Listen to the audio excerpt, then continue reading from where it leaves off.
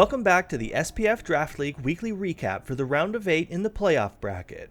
The best of the best faced off with no room for error as we moved into the final rounds of this eventful season. The first match of the upper bracket unfortunately ended in a forfeit due to extenuating circumstances, leaving only one other match to be played.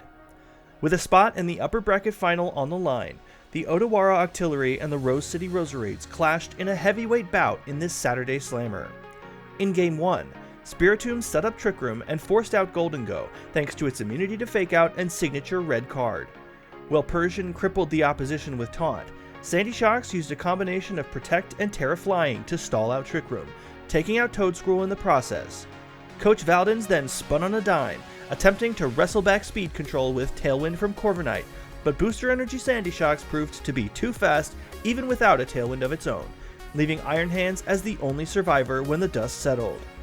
Despite being burned, it looked like Iron Hands might be able to clinch the match thanks to Drain Punch recovery, but Flareon managed to take the upper hand with Flare Blitz and put the Roserades in the lead 1-0. In Game 2, Haxor's rampaged in the early turns with Rock Slide, picking up a knockout onto Volcarona before being blessed by a lucky Draco Meteor miss that all but sealed the game. With Sandy Shocks' Booster Energy, it was granted the honors of the final few knockouts, closing out a 2-0 shutout for the Roserades. Weather wars raged between the York Street Yanma and the Dallas Dunsparce as the last remaining weather teams stormed it out in the first match of the lower bracket. Surprisingly clear skies graced the battlefield in Game 1, as speed control proved to be more important, with Mimikyu dodging Electro Web and setting up Trick Room on turn 1. A speed drop proved beneficial as it managed to take out Ditto and Dreadnought before teaming up with Camerupt to overpower Hero Form Palafin, bringing the Yanma to a 1-0 lead. In Game 2, Trick Room went up again despite a taunt, thanks to Mental Herb, but this time, moving first proved to be a disadvantage for Coach BMM, as Tyranitar's Sandstream was overwritten by Pelipper's Drizzle, switching in second. A timely Terra Water allowed Tyranitar to comfortably survive Hydro Pump, putting the Yanma ahead 4 Pokemon to 2, with just one turn of Trick Room left. But with all the inevitability and power of a tidal wave, Palafin and Dreadnought kept pushing forward, churning through attack drops and sandstorm damage, and welcoming a Rockslide flinch on their way to tying the series at 1 game apiece. In Game 3, Masquerain flowed like water with a timely Terra to survive Rockslide and take out Dreadnought, but Hurricane's Confusion hit like a tempest, finally staunching Mimikyu's Trick Room. Now at the mercy of faster opponents, Tyranitar was unable to break through, and by removing its 4x weakness to ground with Terra Electric, Magnezone swept the remaining Yanma members out to sea, closing this match 2-1 in favor of the Dunsparce. In our final match of the week, Nomo Dozo Bozos and the South Hill Skinwalkers fielded squads that differed greatly from the ones they ran in their last meeting in Week 2 of the regular season.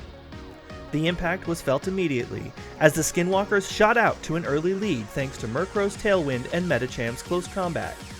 Slowing down the pace of the game, Coach Double Rockslide called on Terra Water Go-Go to be a bulwark of defense, but after trading Iron Treads for Medicham, a Whirlwind reset all progress.